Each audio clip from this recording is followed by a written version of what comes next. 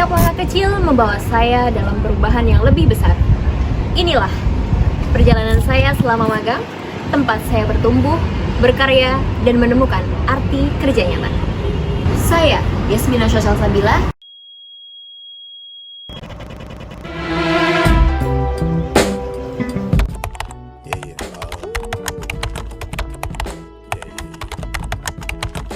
Selamat datang di PT Cipta Graha Mandiri Sejahtera, perusahaan yang bergerak di bidang jasa outsourcing. Perusahaan outsourcing merupakan penyedia jasa yang menyalurkan tenaga kerja atau layanan tertentu kepada perusahaan lain yang bisa dikatakan vendor atau klien berdasarkan kontrak. Perusahaan ini berperan sebagai mitra yang mengelola sumber daya manusia dan operasional pendukung bagi kliennya, sehingga klien dapat fokus bisnis inti tanpa harus merekrut karyawan secara langsung. Tugas utama perusahaan outsourcing meliputi penyediaan tenaga kerja sesuai kebutuhan klien, mulai dari proses rekrutmen, pelatihan, hingga penempatan karyawan.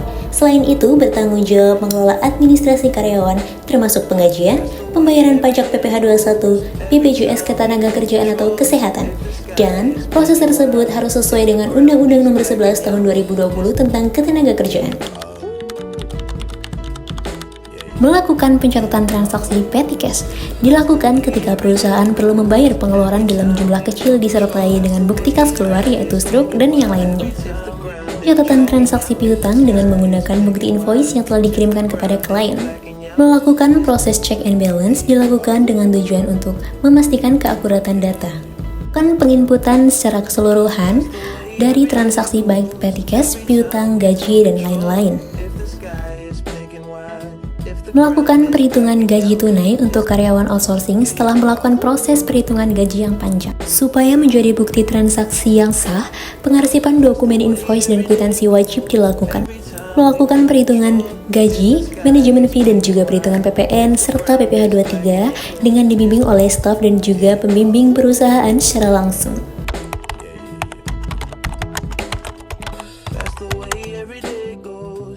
Melakukan pengiriman list daftar gaji dan pembayaran gaji karyawan outsourcing via transfer di Bank BRI.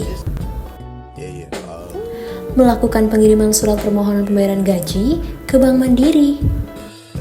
Serta melakukan pencairan cek ke Bank BCA bersama staf keuangan.